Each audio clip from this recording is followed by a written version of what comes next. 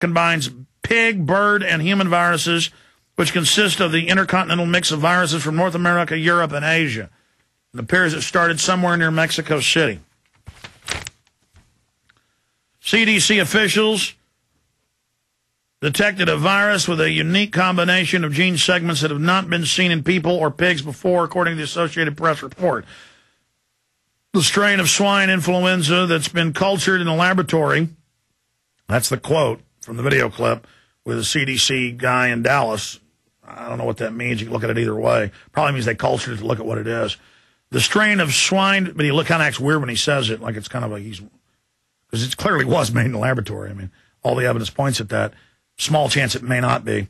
The strain of swine influenza that's been cultured in a laboratory is something that's not been seen anywhere, actually, in the United States and the world. So this is actually a new strain of influenza that's been identified, said Dr. John Carlo, Dallas County Medical Director.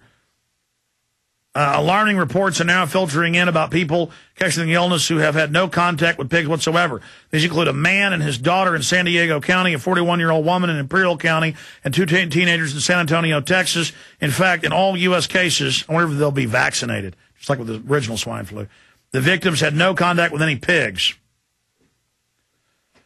Alarming reports are now filtering in. Dr. William Wooten, San Diego County's public health officer, told KPBS, we have had person-to-person spread with this father and daughter, says Wooten. Also, with the two teenagers in Texas, they were in the same school. So that also indicates person-to-person transfer. That's now been confirmed since Watson wrote this 5 hours ago. Dr. Wooten says it's unclear how many people were exposed to swine flu.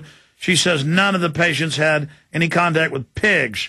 Although the situation in the U.S. looks under control, panic is spreading in Mexico, where 800 cases, now over 1,000, of pneumonia in the capital alone are suspected to be related to the swine flu, and the virus has hit young and healthy people, which is very rare with a flu outbreak, despite the danger of a pandemic, and the U.S. border with Mexico remains open. Mexico has shut down schools and museums. Now they're shutting down everything, they're saying, and canceled hundreds of public events in the sprawling, overcrowded capital of 20 million-plus people to try to prevent further infections, reports Reuters. My level of concern is significant, said Dr. Martin Festerschieb, the health officer at the Santa Clara County. We have a novel virus, a brand-new strain that's spreading human to human, and we are also seeing a virulent strain in Mexico that seems to be related. We certainly have concerns for this escalating. The World Health Organization, the Mr. Eugenics, or wherever they are, 40-something% of the country gets HIV and other things. That's just a cover name for other bioattacks they're running. The WHO insists that the outbreaks of pandemic potential and has been stockpiling supplies of Tamiflu, known generically as oseltamivir, I hope I'm pronouncing that right, Oseltamivir, a pill that can both treat flu and prevent infection, according to officials. As we previously highlighted, those that have taken the Tamiflu vaccine include top globalists and Bilderberg. Those that have a stake in Tamiflu, that own it, include top globalist and Bilderberg members like George Shultz,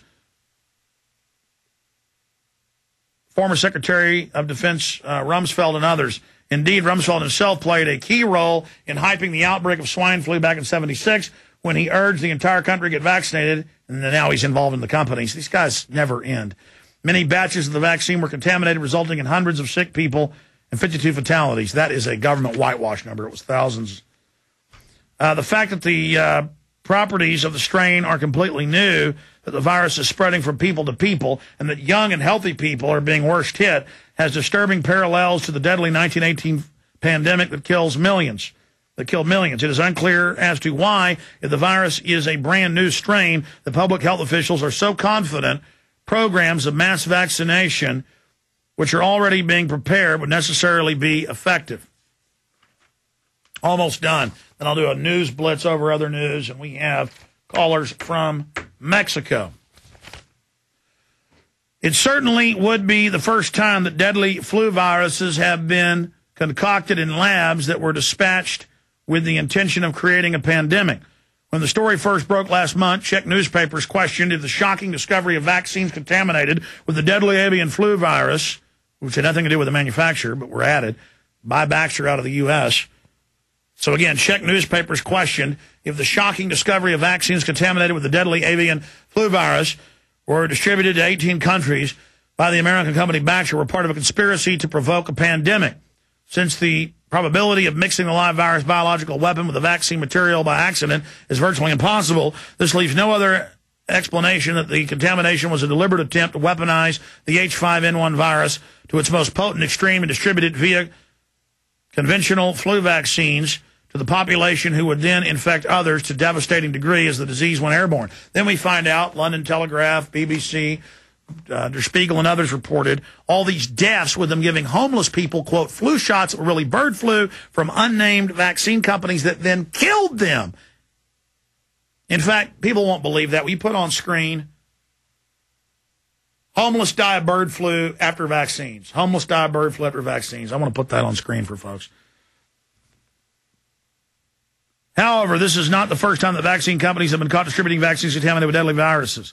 In 2006, it was revealed that Bayer Corporation discovered that their injection drug, which was used by hemophiliacs, factor VIII, was contaminated with HIV virus and hepatitis C. Internal documents prove that after they positively knew the drug was contaminated, they took it off the U.S. market only to dump it in Europe, Asia, and Latin American markets, including Canada, I would add, knowingly exposing thousands, it's really hundreds of thousands, most of them children, to HIV live virus. Government officials in France went to prison for allowing the drug to be distributed. The documents show that the FDA concluded that Bayer, to cover up this scandal, had allowed the deadly drug to be distributed globally. No Bayer executives ever faced arrest or prosecution in the United States.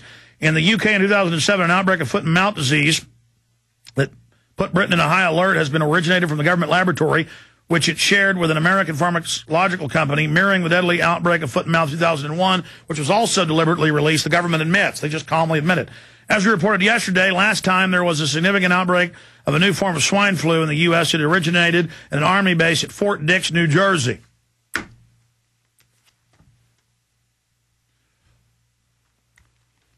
Yeah, do me a favor. That's Infowars.com with just a link to it. Go down to the bottom to the full article and link to the London Telegraph itself. I wanted to see it from the London Telegraph. They'll be in denial. Thank you, Jaron. Okay, I covered that. Let me run over some of the other headlines, and we'll take a few calls from Mexico, California, and Canada. People saying they have key information. We'll go to Mexico first. In fact, let's just go to Mexico first, then I'll recap a few things and finish up here with this special transmission. We are live, 10:07 and 50 seconds, the 25th day, Saturday, the 25th day of April 2009. I will be live tomorrow, 4 to 6 p.m. on the 26th of April. On Sunday, 4 p.m. Central Standard Time, with a 2-hour special report on all of this. We'll know a lot more in 19 hours from now.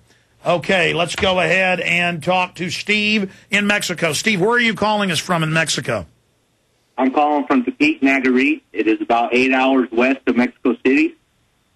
Okay, so that's near the Gulf of Mexico. Correct. No, I mean, that's near the Pacific. Okay, go ahead. Tell us what's going on.